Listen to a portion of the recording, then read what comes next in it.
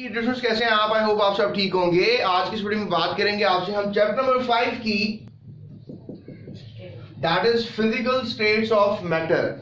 Physical states of matter जो है एक अमेजिंग चैप्टर है जिसके अंदर हम बहुत सी चीजों को डिस्कवर करेंगे। अब लिहाजा आज के लेक्चर में हम किन चीजों को डिस्कवर करेंगे ये आपसे डिस्कस करते हैं। आज बेसिकली जो है हम आपसे इंट्रोडक्शन की बात करेंगे। इंट्रोडक्शन के अंदर हम आपको सारे चैप्टर का ओवरव्यू देंगे और आपको बताएंगे कि चैप्टर हम किस तरह पढ़ने जा रहे हैं, और इंशाल्लाह इस चैप्टर को पढ़ने के बाद एक कहानी, एक स्टोरी, एक स्क्रिप्ट आपके माइंड में होगा कि आखिर physical states of matter chemistry में होते क्या हैं। बहरहाल इसका ताल्लुक थोड़ा बहुत फिजिक्स के साथ भी है क्योंकि हम जो है इसको फिजिकली बेसिकली इम्पैक्ट के साथ पढ़ेंगे। आपको जैसे पता है कि हमारे पास 3 फिजिकल स्टेट्स ऑफ मैटर होते हैं, सॉलिड, लिक्विड, गैस। लेकिन मैं आपको इतना बताता चलूं कि गैस से आगे प्लाज्मा और सॉलिड से पहले बोझ, ये हमारे पास 2 फिजिकल स्टेट्स और हैं। प्लाज्मा को तो आप फर्स्ट ईयर में जाके दोबारा डिस्कवर कर लेंगे, लेकिन बोझ के बारे में बहुत कम लोग जानते हैं, तो लिहाजा आप इसके बारे में गूगल पे सर्च कर सकते हैं, बोझ in other form of matter के बारे में।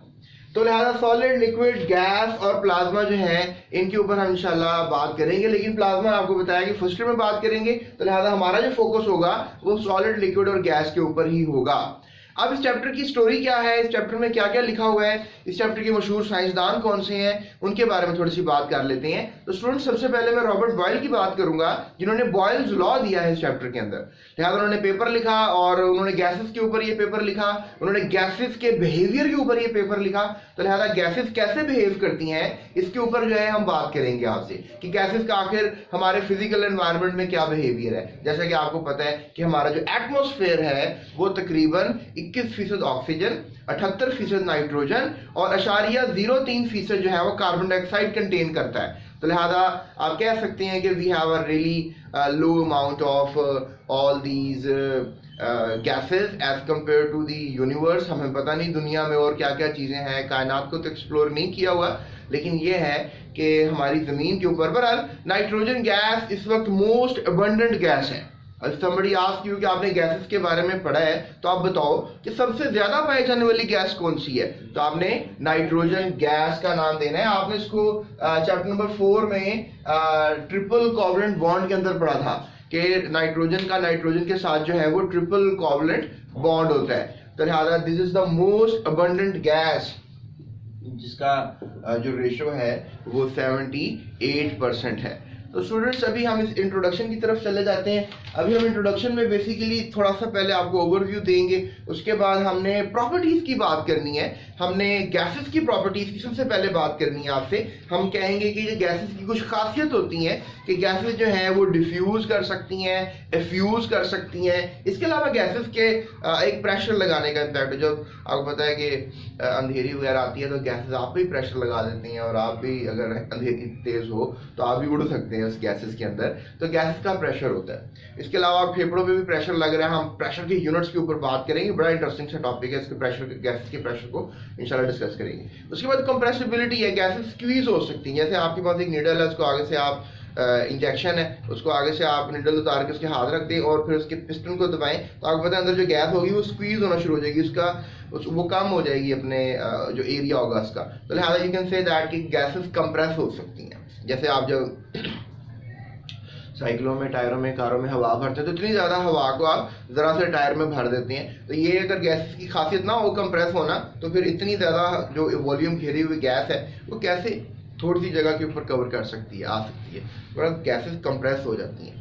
इसके अलावा गैसेस मोबिलिटी रखती हैं, हर वक्त हिल फिल रही होती हैं। अभी आप पंखा चला दें तो लिहाजा ये फिर गैसेस इधर उधर हवा के तौर पे आपको चलती फिरती नजर आएंगी। तो ये मोबाइल है, हर वक्त हिल फिल रही हैं, मूव कर रही हैं। उसके बाद डेंसिटी की स्टूडेंट्स बात करेंगे कि गैसेस की density as compare to liquids, solids बड़ी कम होती है, इसीलिए लिक्विड सॉलिड आपको नीचे नजर आते हैं और गैसेस हवा में उड़ती हुई नजर आती हैं, क्योंकि गैसेस डेफिनेटली लिक्विड्स के नीचे नहीं जा सकती। आप कभी नहाते हो, कभी एक्सपेरिमेंट किया हो आपने कि डोंगा हवा का लेकर आपने टब में डाला हो, फिर अंदर जाकर उसको सीधा किया हो तो बबल सा गैस का बन के बाहर आ जाता है। तो दैट मेक्स एन आइडिया कि गैसेस कभी भी पानी में नहीं ठहरती हैं। नो डाउट गैसेस पानी में मिक्स जरूर हो जाती हैं, गैसेस पानी के अंदर मिक्सिबिलिटी रखती हैं, इसमें कोई शक नहीं है। टेस्ट योरसेल्फ है स्टूडेंट्स, वो आप लिखें test yourself 5.1 space GS academy, तो आपको टॉप पे जो वीडियो मिलेगी हमने बना दी हुई है, आप उसको भी देख सकते हो। डिस्क्रिप्शन में स्टूडेंट्स लिंक्स हैं, डिस्क्रिप्शन में सारे नोट्स हैं आपके, जबरदस्त हमने ये काम किया आप लोगों के लिए कि नोट्स बना दी, short long size long, everything is there in your in the form of a PDF। आपको लिंक्स में जो अभी नोट्स के आपको लिंक्स नजर आ रही हैं उन पे आप क्लिक करो तो आपका PDF जो है आप डाउनलोड कर सकते हो। ये इन्फॉर्मेशन अपने आप दोस्तों के साथ भी शेयर कर सकते हो कि उनका भी फायदा हो जाए। मैंने देखा कि बहुत से बच्चे नोट्स कर रहे होते हैं, ऑथेंटिक नोट्स नहीं उनको मिलते, तो जीएस एकेडमी के प्लेटफॉर्म से आपको फ्री नोट्स मिल सकते हैं। इसके अलावा लॉज आ जाएंगे, फिर मैं रॉबर्ट बॉयल के बारे में थोड़ा सा बता के आपको उसका कानून बताऊंगा। उसके बाद मज़ीद कुछ गैसेस के ऊपर बात करेंगे कि gases no doubt they have some kind of system pressure वगैरह, सिस्टोलिक डायस्टोलिक ब्लड प्रेशर के ऊपर भी बातें हो जाएंगी।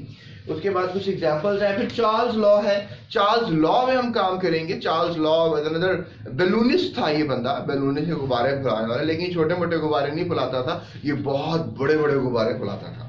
इसको ऐसा बंदा जो बड़े बड़े पैराशूट के गुब्बारे फुलाता है, उसे बैलूनिस्ट कहते हैं। तो चार्ल्स वाज अ बैलूनिस्ट, और इसने बताया था कि अगर गैसेस को गर्म किया जाए तो और उनका फासले बढ़ जाते हैं, आपस में एक्सपैंड कर जाती हैं। इसके पीछे एक्सपेरिमेंट्स भी हैं, तो इंशाल्लाह उन एक्सपेरिमेंट्स को भी हम फोकस करेंगे, एग्जांपल्स देखेंगे। इसके अलावा स्टूडेंट्स हम आएंगे फिर लिक्विड्स की तरफ। लिक्विड्स जो हैं वो they are interesting factor. Liquids के ऊपर हम जब बात करेंगे तो उनकी प्रॉपर्टीज के ऊपर हम बात करेंगे। प्रॉपर्टीज में एवापोरेशन, वेपर प्रेशर, इसके अलावा हम बात करेंगे आपसे बॉइलिंग पॉइंट्स, लिक्विड्स बॉयल करते हैं। फिर ये लॉन्ग क्वेश्चंस हैं कुछ, मतलब ये जो हम लिक्विड्स के कैरेक्टरिस्टिक्स पढ़ेंगे इसमें लॉन्ग छुपे हुए हैं, शॉर्ट छुपे हुए हैं। वो अगर आप मेरे साथ रहेंगे तो मैं आपको सारे लॉन्ग बता दूंगा चैप्टर में कौन कौन से बोर्ड के अंदर आने हैं, अगर आप मेरे साथ रहेंगे। अगर आप मेरे साथ रहेंगे मैं आपको सारे शॉर्ट भी बता दूंगा, लिहाजा आपकी वो टेंशन दूर कर दूंगा, पता नहीं चैप्टर में से क्या आना है। इस चैप्टर में से जो भी आ रहा है मैं आपको बताऊंगा क्या आना है, राइट। और वो 100% ऑथेंटिसिटी के साथ होगा, ऐसा नहीं कि मैं ऐसे ही बता दूंगा और वो आए भी ना, it's not like that. So I got a 15 years of experience, उसमें इंशाल्लाह आपको मैं शेयर करके आपकी हेल्प करूंगा। उसके बाद स्टूडेंट्स हमारे पास फ्रीजिंग पॉइंट का फिर करैक्टर आ जाएगा लिक्विड्स का। फ्रीजिंग पॉइंट्स के ऊपर जो है हम बात करेंगे। फिर हम डिफ्यूजन के ऊपर बात करेंगे कि डिफ्यूजन भी करैक्टर होता है लिक्विड्स का। लिहाजा अगर आपने देखा हो तो डिफ्यूजन गैसेस का भी करैक्टर था, तो यहाँ पे मतलब कुछ करैक्टर्स लिक्विड्स के और गैसेस के कंपेरेबल है, सेम है।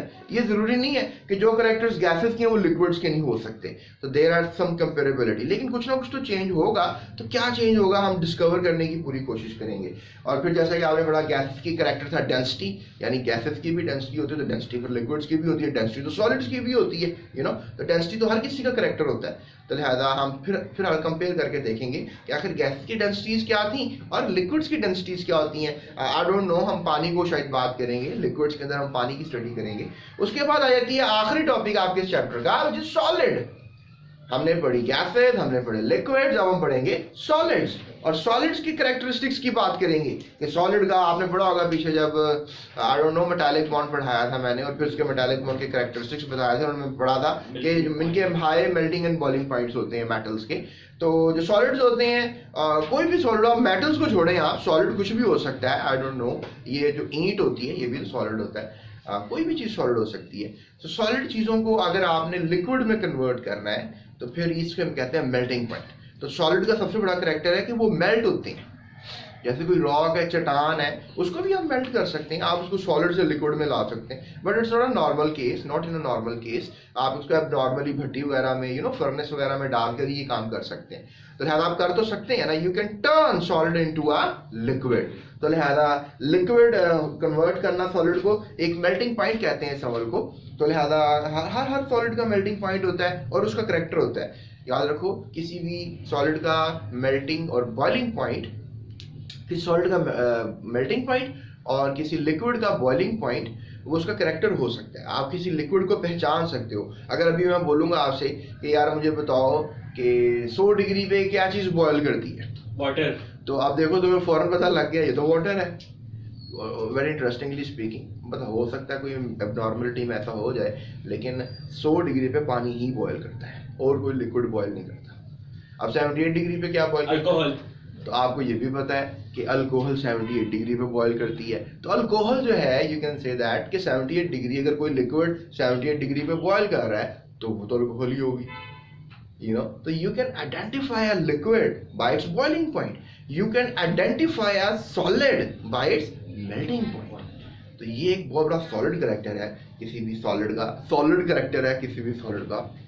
I can punch you like a solid man. Okay, उसके बाद नेक्स्ट है हमारे पास रिजिडिटी।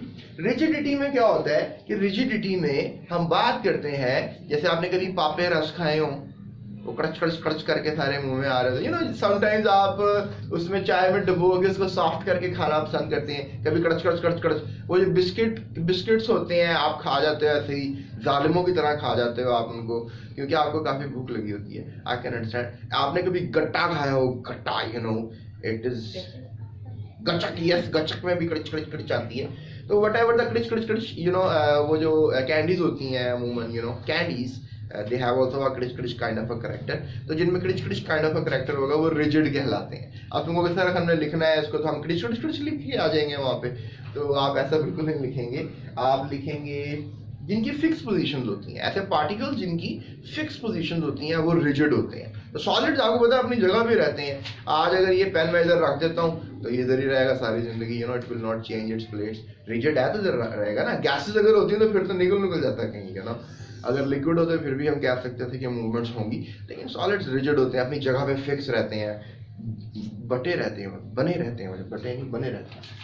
उसके बाद हम करेक्टर डेंसिटी की बात करेंगे। एज हमने सारों की डेंसिटी की बात की, तो सॉलिड की डेंसिटी की भी बात कर लेंगे। सो क्या ख्याल है आपका, मजे का लग रहा है चैप्टर आपको? yes. इसमें सॉलिड, लिक्विड और गैसेस के बारे में बहुत कुछ बताया गया है। उसके बाद स्टूडेंट्स हम आखिरी सफर में निकलेंगे। इस चैप्टर की इंट्रोडक्शन है आज की इस वीडियो में। तो आपको हम बताएंगे कुछ टाइप्स ऑफ सॉलिड्स भी होते हैं जिनमें पार्टिकल्स अरेंज हो, वो क्रिस्टलाइन सॉलिड्स होते हैं जिनमें पार्टिकल्स अरेंज हो, बिखरे हों, यू नो। जैसे कभी फौजियों के यूनिट को देखें, सारे फौजी अरेंज होकर खड़े होते हैं। और कभी आप किसी बाजार में चले जाएं, इछड़े बाजार में, या डोंट नो, जो भी आपके नजदीक बाजार पड़ता है, आप वहाँ चले जाएं, वहाँ पर भी लोग खड़े तो होंगे, लेकिन जिस तरह वो दूल्हे की बारात आती है, वाह कितने पीछे लोग मजमा आते हैं, लेकिन पता नहीं किधर किधर से कौन कौन आ रहा है भाई, किसी का कोई पता नहीं होता। तो इस तरह पार्टिकल्स भी होते हैं। अगर पार्टिकल्स अरेंज होते हैं तो वो होते हैं, यू कैन से दैम, वो एमॉर्फस नहीं, क्रिस्टलाइन होते हैं। अगर वो अरेंज होते हैं तो वो क्रिस्टलाइन, फौजियों का यूनिट होता है, यू नो। लेकिन अगर पार्टिकल्स अरेंज नहीं होते तो फिर वो एमॉर्फस होते हैं या नॉन क्रिस्टलाइन होते हैं, राइट। तो आप ये बात याद रख सकते हो। बड़ा इंटरेस्टिंग सा टॉपिक है, ये भी पढ़ाऊंगा। टाइप्स ऑफ सॉलिड बोर्ड में लॉन्ग आ जाता है आपको कभी कभी। उसके बाद एलोट्रॉपी पे बात करेंगे। एलोट्रॉपी क्या है? एलोट्रॉपी एक बड़ा जबरदस्त सा प्रोसेस है, बोर्ड में बड़ी दफा शॉर्ट क्वेश्चन आता है इसके ऊपर। तो एलोट्रॉपी होता है कि एक स्ट्रक्चर चेंज करके अपने आप को किसी और स्ट्रक्चर में कन्वर्ट होता है। ऐसा होता है, एक सॉलिड है, उसको टेम्परेचर दो, वो किसी और तरह का सॉलिड बन जाए, मतलब स्ट्रक्चर चेंज कर ले। You can just say that आपके पास 4 माचिस की तीली हैं, आपने इनको अरेंज करना है, तो आप कभी इनको स्ट्रेट लाइन में अरेंज कर दो, कभी स्ट्रेट लाइन को एक को इस तरह अरेंज कर दो, तो आपने स्ट्रक्चर चेंज कर दिया ना। तो ऐसा फिजिकली भी होता है, यानी कि सॉलिड टेम्परेचर चेंज कर जाने से अपने स्ट्रक्चर को चेंज कर लेते हैं, इसे एलोट्रॉपी कहते हैं। तो एलोट्रॉपी क्या होती है इसके ऊपर भी हम बात करेंगे। सो इसके ऊपर एग्जाम्पलें हैं सल्फर, फास्फोरस की और टिन की स्पेसिफिकली, उस पर हम बात कर लेंगे। सो ये है हमारा chapter physical states of matter, जिसका आज के लेक्चर में मैंने आपको इंट्रोडक्शन दे दिया है। सो इंशाल्लाह मैं नेक्स्ट लेक्चर में आपसे बात करूंगा about the properties of gases. तो लिहाजा आपने अगर प्रॉपर्टीज ऑफ गैसेस के ऊपर लेक्चर लेना है तो मेरे साथ रहना है। अभी यहाँ थंबनेल भी आ रहा होगा नेक्स्ट लेक्चर का, या अभी प्लेलिस्ट आ रही होगी, उस पर क्लिक करें, सेकंड लेक्चर पे क्लिक करें और आप सेकंड लेक्चर देख सकते हैं। सो मजीद नोट्स के लिए आप डिस्क्रिप्शन को फॉलो कर सकते हैं, कॉन्टैक्ट के लिए मुझसे डिस्क्रिप्शन को फॉलो कर सकते हैं, और अपना ख्याल भी आप रख सकते हैं, मुझे यकीन है अपना ख्याल रख सकते हैं, और दूसरों का अदब भी कर सकते हैं, मुझे यकीन है आप दूसरों का अदब भी कर सकते हैं, और मुझे यकीन है कि आप इंशाल्लाह एक बेहतरीन स्टूडेंट साबित होंगे अपनी ज़िंदगी में, और आप अच्छा भी पढ़ सकते हैं। So that's it, thank you so much. अपना ख्याल रखना है, दूसरों का ख्याल रखना है, इस चैनल का भी ख्याल रखना है।